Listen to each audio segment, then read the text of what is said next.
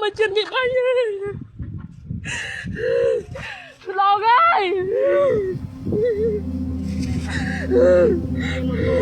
như ăn món to đó là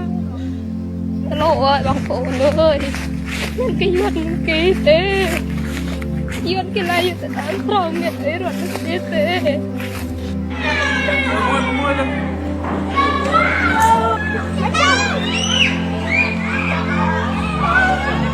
ngày nay mình chọn tê rất lo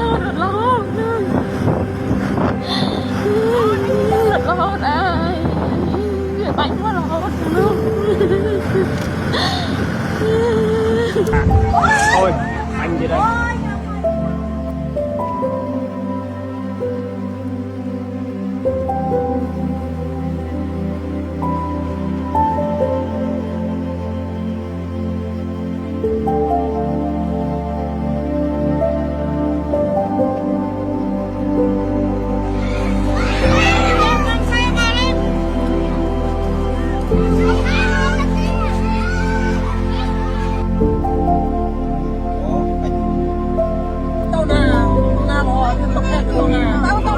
Đâu anh?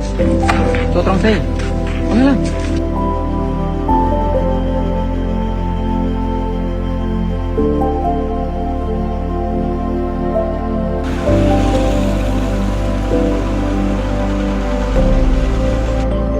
Mà mẹ tao nơi tiền nhau mẹ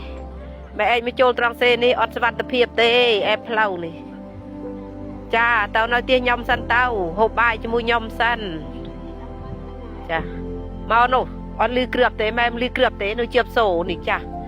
cha hơi mẹ dụ cao sập năm rồi năm hơi đừng còn